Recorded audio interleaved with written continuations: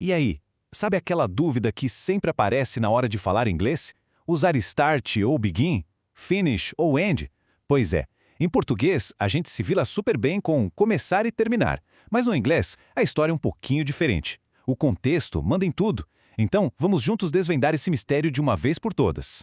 Olha só o nosso caminho de hoje. Primeiro, a gente entende o problema. Depois, vamos separar o que é básico do que é mais detalhado. Aí, aplicamos tudo num caso da vida real, praticamos um pouco e, no final, a gente chega na ideia principal que vai fazer tudo isso grudar na cabeça. Bem direto ao ponto.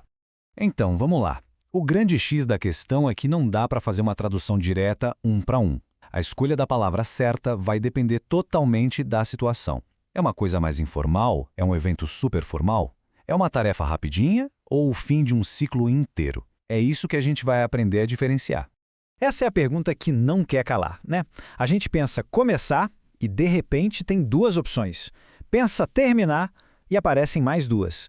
Mas pode ficar tranquilo porque no final dessa nossa conversa, essa escolha vai ser muito mais natural, quase automática. Ok? Vamos começar pelo feijão com arroz, sabe? Aquelas palavras que a gente vai usar tipo 90% do tempo nas conversas do dia a dia. Para falar da rotina, start e finish são nossos melhores amigos. Pensa em start como o botão de play da nossa rotina, sabe? É para ligar o carro, começar a trabalhar, dar o pontapé inicial numa corrida. É a ação de começar alguma coisa bem prática, bem palpável. Esse exemplo aqui é clássico e perfeito. Eu começo a trabalhar às 8 da manhã. É uma ação concreta, faz parte do dia a dia, é super direto, super informal. Numa conversa normal, é exatamente assim que a gente falaria. Bom, se start é o play, finish é quando a tarefa chega ao fim e a gente pode, sabe, riscar da nossa lista, terminar um relatório, completar um exercício, acabar de ler um livro. Tem sempre um resultado claro, uma tarefa que foi concluída. E olha, essa imagem aqui ilustra isso que é uma beleza. Ela terminou a corrida. A linha de chegada foi cruzada, a tarefa está completa. Percebe? Não é o fim da carreira dela como atleta, é o fim daquela corrida. Esse é o espírito do finish. Agora, vamos subir um degrau. Se start e finish são, digamos, a camiseta e o jeans do nosso vocabulário, begin e end são um traje um pouco mais formal, que a gente usa em situações mais específicas. Begin tem um peso um pouquinho maior. A gente usa para o início de eventos formais, tipo uma palestra, uma conferência, ou para descrever o começo de um processo mais longo, mais abstrato, como começar a entender um novo conceito, sabe? Exato. A apresentação começa às 10. Soaria até um pouco estranho falar "The presentation starts". Begins dá aquela formalidade que um evento desses pede. É algo planejado, tem um roteiro, uma audiência. E na mesma linha do begin, end tem um alcance bem maior que o finish. A gente não está falando de terminar uma tarefa, mas de concluir um ciclo inteiro. O fim de um filme, de um relacionamento, do ano letivo, o fim de uma era praticamente. O curso termina em dezembro. Aqui fica claro, né? Não estamos falando de terminar uma lição de casa do curso, mas do encerramento de todo aquele período de estudos. O foco é no fim do processo como um todo. Então, para resumir a ópera até aqui. De um lado, start e finish para coisas concretas, do dia a dia, para tarefas. Do outro, begin e end porque é mais formal, para processos e para fases maiores da vida ou de um projeto. Beleza, teoria é uma coisa, mas vamos ver como tudo isso funciona junto na prática. A rotina do Carlos é um exemplo sensacional de como essas 4 palavras podem conviver no mesmo universo sem brigar. Olha que interessante isso aqui. Ele starts work, a ação concreta, o ato de chegar no trabalho às 9 horas.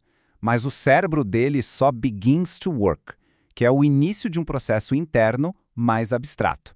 Fantástica essa diferença, né? E a história continua. Ele finished a parte dele no projeto, ou seja, uma tarefa específica. A reunião, que é um evento mais formal, began e ended.